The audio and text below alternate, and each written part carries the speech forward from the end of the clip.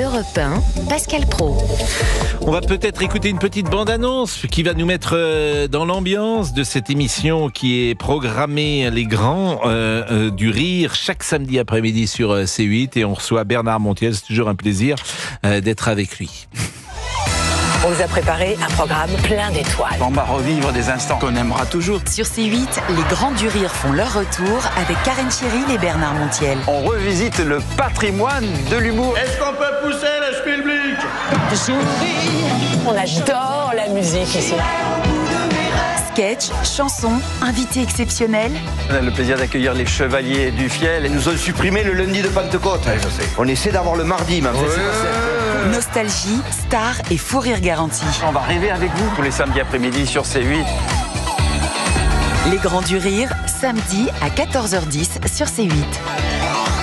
Finalement, c'est une émission pour nous parce qu'il y a des chansons, il y a de la variété française, manifestement. Il y a également des Grands du Rire. Il y a tout ce que vous aimez, Pascal. Exactement. Alors, est-ce que vous avez, vous, Bernard Montiel, un type d'humour ou de fantaisie qui vous touche plus que d'autres, parce que c'est tellement large l'humour, ça peut être l'absurde, ça peut être le comique, ça peut être les textes, etc. Est-ce qu'il y a quelque chose auquel vous êtes le plus sensible? Alors franchement, c'est une question à laquelle je ne m'attendais pas, mais je vous dirai tout de suite spontanément Raymond DeVos. Le cycle de l'absurde, quand il parle comme ça, jongler avec les mots, avec une telle intelligence, une telle force, je trouve ça extraordinaire. Autrement, au niveau de l'humour plus classique, plus, comment dirais-je, méditerranéen, c'est Elie Kakou qui me faisait hurler de rire. Et j'adore, dès que je vois Elie Kakou, ça me fait rire. Et physiquement, et dans ce qu'il dit, et les expressions, ça me rappelle aussi une enfance que j'ai vécue au Maroc.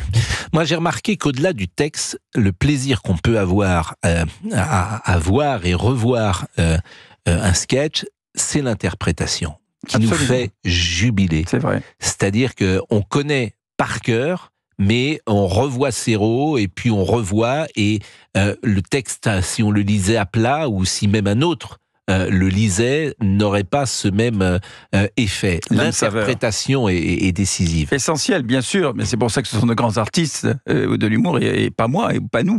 Hein, moi, je dois dire que j'estime que j'ai pas beaucoup d'humour.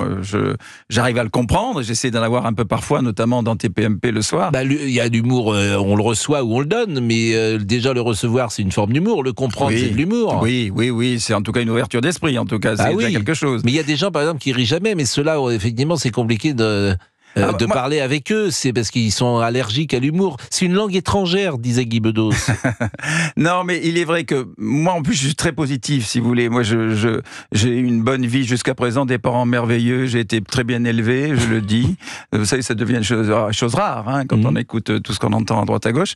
Donc, j'aime mes parents, j'ai aimé mes parents en tout cas, qui ne sont plus là, mais je trouve que j'ai été bien élevé, que donc j'ai été ouvert très vite aux différentes cultures, de par mes origines, et de par ce que j'ai vécu en France, et j'étais huissier de justice. Vous savez, quand on arrive à faire tellement de choses différentes dans sa vie... C'est un des métiers les plus drôles du monde.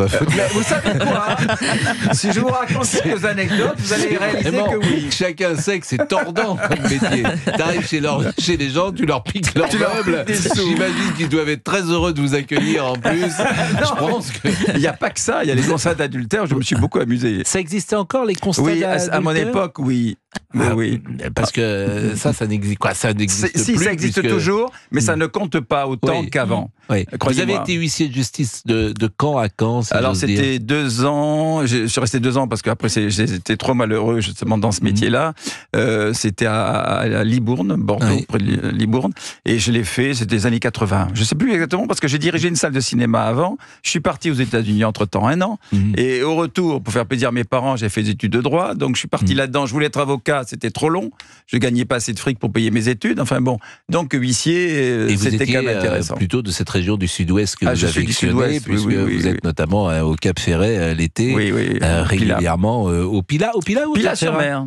Je pensais que vous étiez de l'autre côté. Non. Bon, dans ces grands du rire, est-ce qu'on sait par exemple le programme de samedi, ce qu'on va pouvoir réécouter? Bien sûr. Alors d'abord, il y a une nouveauté, c'est que la semaine dernière, où on a eu un succès colossal, qui était quand même une surprise, parce qu'on va quand même le dire, quand on passe passe à 16h un samedi après-midi, on rêvait pas sur les audiences. Hein. Moi, vous savez, je suis très honnête, je le dis. On espérait au moins 200 000. Et on est arrivé à 570 000. Et 4,6 Parce que les gens ont envie de rire. Mais les gens ont envie de s'amuser et de se divertir. Bon, alors là, on va voir ce que ça va donner. Pas très beau en plus. C'est vrai. C'est vrai là, que ça il va y fait. faire un meilleur, a priori, terrible, ce week-end. Pas terrible. Ah bon. Je prie, je fais la danse indienne pour cela.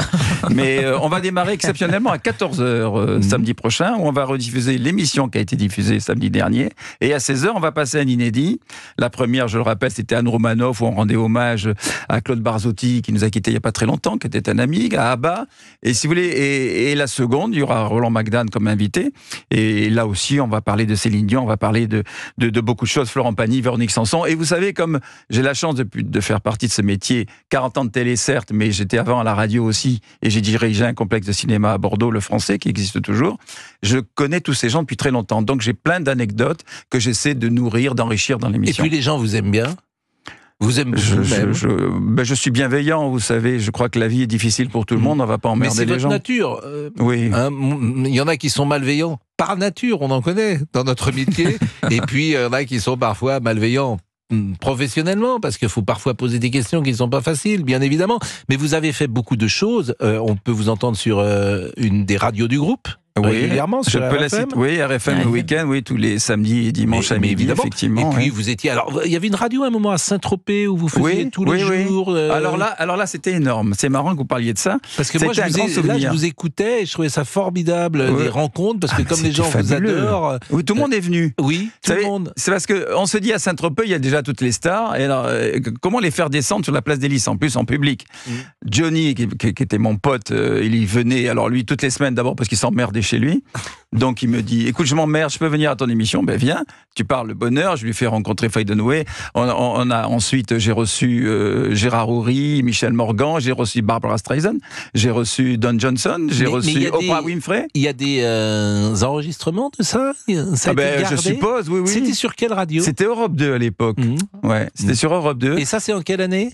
Alors 95 et 96 précisément. Bon, vous avez fait énormément de choses. En 88, vous étiez déjà à l'antenne sur TF1 le samedi matin pour une émission très moderne d'ailleurs, très avant-gardiste. Absolument. Oui, j'ai démarré en fait en 85 à FR3 Aquitaine où j'avais déjà des émissions sur le cinéma qui est ma véritable passion. C'est ce qui m'a amené là où je suis, c'est le cinéma. Et ensuite en 87, j'envoyais vous savez les cassettes à l'époque à tout le monde. Pascal Brugnaut m'engage. Dominique Ancien estimait que j'avais trop l'accent bordelais, que ça pouvait pas marcher. Donc Pascal Brugnaut me fait faire la première émission sur les coulisses de la télévision, ça s'appelait Téléconnexion. Je recevais par exemple Anne Sinclair qui nous expliquait comment se fabriquait un 7/7. Étienne Moujotte, président de TF1, nous expliquait comment ça se passait de diriger une grande chaîne comme TF1, etc., etc.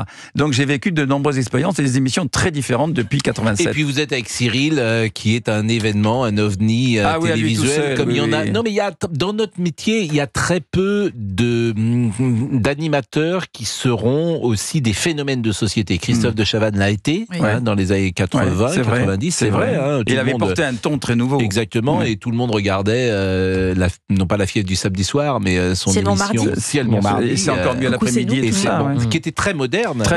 Et c'est vrai que c'est pas si fréquent. Il y a beaucoup de gens qui passent, qui ont beaucoup de talent d'ailleurs, mais d'être un phénomène de société. De la rue aussi. Et de la rue, bien sûr. Et vraiment, de la rue était un talent inoubliable, passé par cette maison Europe 1. Et Cyril l'est évidemment, et vous êtes tous les soirs avec lui. Alors ce qui m'amuse toujours, c'est qu'en début de saison, il y a plein de nouveaux chroniqueurs.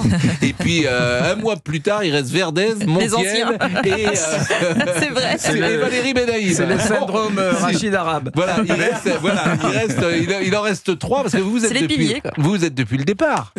Presque depuis le départ. Je suis arrivé un peu plus tard, moi. Oui. Mais j'avoue que travailler avec Cyril, d'abord, c'est une sacrée expérience. Moi qui ai travaillé avec tous les plus grands producteurs à l'époque, que ce soit les Guy Lux et tant d'autres. Mais travailler avec lui, c'est quelque chose de rare. Il est d'une incroyable spontanéité. Bon, écoutez, on vous retrouvera donc samedi, les grands du rire, chaque samedi après-midi sur C8. On salue évidemment Isabelle Morizet, qui apparaît sous le nom de Karen Cheryl dans cette émission. Bien évidemment, qu'on adore. Qui est l'ADN de cette émission. Et qu'on embrasse et avec qui on peut chanter les chansons de Karen Cheryl. Moi, il y en a plein. Par exemple, Chéri Chéri. Oh chéri chéri. Il adore chanter Pascal. C'est terminé. Le débrief. Merci à vous. Le débrief. Merci Bernard Montiel. À tout de suite avec Pascal Frost sur Europe 1.